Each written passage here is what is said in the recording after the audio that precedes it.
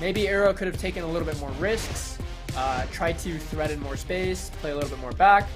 But that's done. This is over. We're now going on to Keith versus Sphynx. And I think this is for... This is elimination quarters. Elimination quarters. This yeah. one. 6th place. We are for the top 6. Here we are underway with it. It looks like Keith has decided that Teska is just an absolute no-show for the rest of this tournament. He's sticking on the Bodvar at the moment. Sphynx still on that Ryu, which it might be looking very nice for him at the moment. He managed to do a lot of cooking on 1.31, but at the moment, it's Keith's turn to be in charge of the fire. It's his turn to be in charge of the kitchen. He's racking up a lot of damage with this hammer. Try to find another side air again, but Sphynx managing to get a little bit of a punish. Couldn't quite extend the full dodge read. The recovery there. Another one picking up the dodge. Another GC neutral signature from Sphynx. He's crazy. I mean, he's crazy. He's, yeah. Oh my these nSigs are just like, he's taken all of these like reads off of gauntlets and just consistently KOing off of the top. I wish there was a statistic that allowed us to see, you know, post stream, like how many KOs were like on which side of the kill box, because I'm fairly certain that Sphynx's statistics are gonna show us that they're all on the top, or at 99%. And as I say that, he eats a sword ground pound, but he does about like 60 damage, 70 damage to Keith here. You know, he's gonna tear it up on the orb and then probably switch to gauntlets to get another nSig recovery KO. Yeah, both weapons are very good at finding the KO. Probably gauntlets a little better than orb because I would argue even in its nerf state. Oh, there's a down air and Sphynx has an entire stock lead. That was a very nicely timed down air to catch Keith on the ledge. And getting the grounded variant of that down air, as now Sphynx has he's got this entire game to play with, but Keith is it's Keith's turn to have a go on the Xbox, son, because he's mincing up with the sword at the moment. Sphynx tried to catch the dodge with that down air, but wasn't meant to be. Down air there from Keith, not hitting.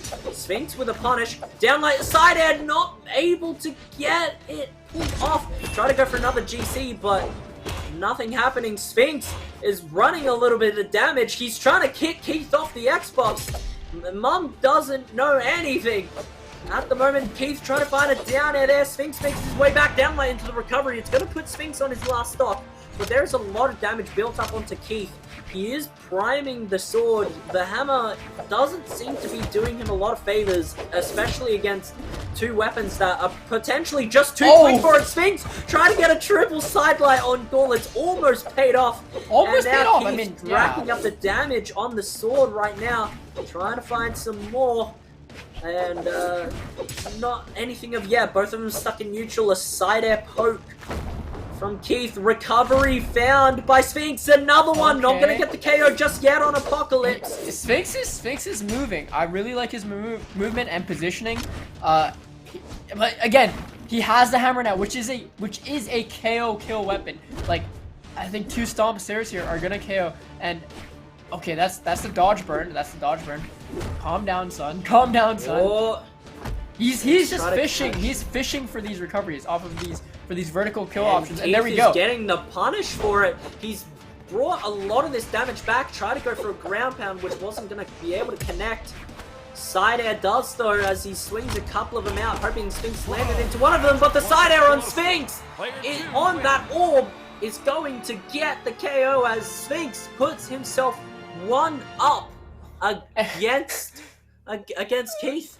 And if you're Sphynx, you gotta be like, wait, I want to see in this replay, because if you're Sphynx, like, did you see that weapon spawn on the last stock? I'm fairly certain that like he was praying to BMG that entire time, and that weapon just came down. Like, yeah, look at this! Look at this! That's my guy was literally praying to Foda right there, and Foda delivered him a weapon. All right, maybe just a bit of RNG, but at the end of the day, Sphynx, like if we take a look at the damage numbers, damage is fairly even, and he threw out 17 signature attacks and had a 41% hit accuracy, which to me is you're taking the most risks and you're delivering on your opportunities. Yeah, at the moment this is a little bit of a surprise to me. We have the legend swap for Keith. He's on the Asuri now. Just I said it in game 1, the hammer just wasn't gonna be able to do anything into the orb or the gauntlets and he's picked something that's potentially a little more in the favor with the katars instead. At the moment, damage is a bit even as Sphynx finds almost 4 side airs in a row. Keith now, he's put himself towards the edge. Now back into the zone of neutral. Another side air there from Sphynx. Try to find a down air. Keith with a weapon throw. Try to find some setups here potentially. Dodges through that. There's a nair. Try to find the recovery again. Has nothing. Punishes Keith. He's balling. He was balling. Ooh. The weapon throw KO again from Sphynx. And that was from downtown. Swish the bucket. Thank you. And that was a very narrow KO there. I swear, oh, okay, Sphynx. I think he's gonna die for this. Yeah, and he dies. Sphynx, the weapon throw. It was very nice edge guard by Keith, which sword is. It's one of the things that sword is really good at. It has a balanced game. It is good at everything. And being able to convert edge guards into KOs is definitely one of them. It has dares, it has ground pounds, it has a side air that sends. Has a little bit of an angle downwards. And it has the kit to be able to do what it needs to do. At the moment... And yeah, we are gonna see this gauntlets into katars matchup, which, if you've been playing Brawlhalla for some time, for the longest time this has been a terrible matchup. Katars wins this every time, and in the state katars is right now, and what has just happened to gauntlets, I don't think I would personally play gauntlets under any circumstances to katars, and that's why you're just not gonna be able to land. You're not gonna be able to find hits. Katars is just too fast for any of your quick gauntlet options, which are too short range. And we're talking about 2 short range weapons here, but katars just has the edge, quite literally, over gauntlets. Yeah, we're seeing that matchup a lot, especially with that last stock. Keith was just able to run a bit rampant a little bit. Sphynx now, he does get the side light Sair. Damage is even. It is one game here to Sphynx. The stock's even a piece. Not a lot of damage has been put onto Sphynx on his last stock. And Keith is gonna, both players are hoping to potentially, catch some dodges, catch their ways, catch the riffs. At the moment, they're just trying to stick themselves out in neutral currently. Or sidelight not picking up. Keith makes his way back on stage. Couple nairs trying to fish for it. Sphynx catches the dodge, trying to go for the huge GC nSig again, but Keith punishing instead. I really don't like this gauntlets into katars matchup. It makes me so nervous. I really want Sphynx to swap over to the orb, but I'm honestly not even sure how much better this is gonna do. As I didn't say that, Keith is gonna be on the sword into the orb. I think sword has an advantage here. Honestly, both weapons go even. Oh, that was an opportunity for a recovery something on the platform, helping Sphynx out there. Try to find, he's found the neck. Side air, not enough to get the KO. Try to haymaker himself again. A recovery, and Sphynx takes game 2. And his Sphynx's spacing is going off right now. What he's doing is he's baiting Keith to kind of go over his head.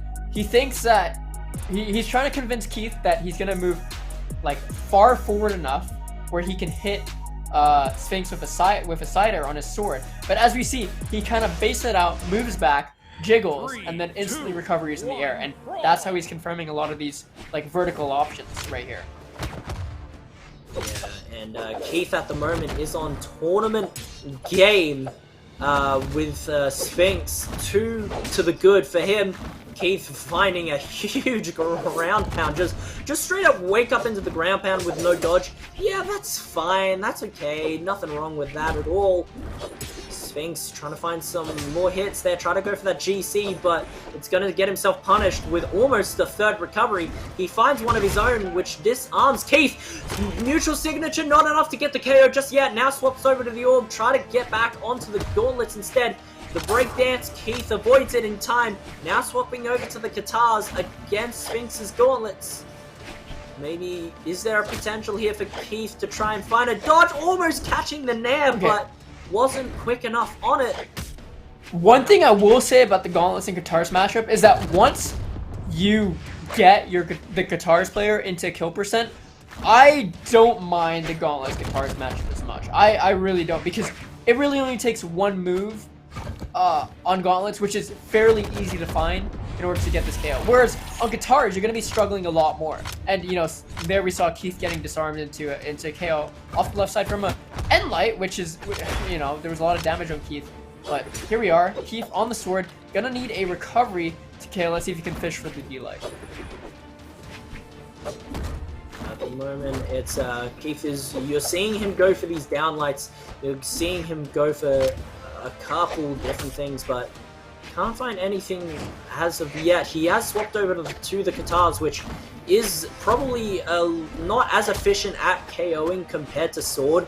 You're only really able to find pokes. He does get a GC downlight into the recovery on unarmed, but swapping over to the sword, Sphynx finds one of himself on the unarmed. The Sam, what in the world? Unarmed recovery again from Keith. That one finally getting the KO. Yep, and I mean, both are, I mean, not too much damage on Keith. You know, he's starting to turn a little bit orange, but I think he's still ripe to go for like some of these more like risky options, you know?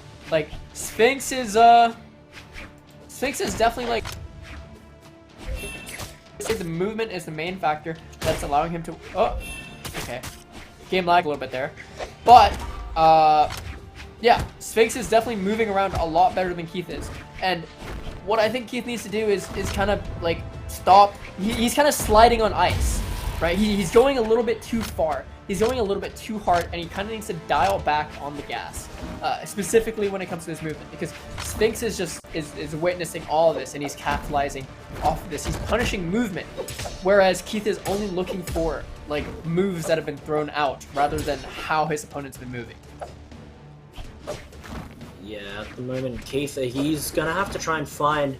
You're seeing him try and flail these recoveries, and none of them seem to be landing. He does catch a side air, sending Sphynx astray, but can't get the confirmed KO from the edge guard. Sends Sphynx all the way to the other side, catches the nair, can't find anything from here either. And now Sphynx, he does get KO'd eventually with the recovery on Katars, which now Keith is priming to hope he is able to build up a lot of damage and keep himself alive in the bracket. And a couple different ways this could go from here. Try to catch himself with the sidelight recovery, dodged up again by Keith. Now again, oh, no dodge this time from Keith, and Sphynx reacts to it. Sidelight Sair, this is not looking good on tournament stock here for Keith. Makes his way back. The Gauntlet Neutralite not KOing with that angle send. Now Keith gets Neutralited again. That's going to get the KO, and Sphynx 3-0s Keith and puts himself into the elimination semi-finals. Keith, ladies and gentlemen, is out of the tournament. Yeah, I mean, I never thought I'd be saying this so early on. I mean, but you gotta give it to Sphynx. He, just looking back at it, looking at how confident he was moving, knowing where Keith was gonna go, knowing like how far he was gonna go, that's really what gave him his edge, more than like his reaction time, his punishes on moves that Keith was throwing out, because that's really not what we were seeing. We didn't see Keith whiff, like, and then get punished. I mean, we did, but that wasn't what was happening. We saw Keith move too much or input something that put him in a bad position, And we saw Sphynx waiting for that, looking for that, and just gunning for it. And I think that type of player that punishes that type of, like, punishes movement is gonna just find way more success than waiting for someone to just whiff or throw out a move and make a mistake. And it's just, I think that's what we saw there.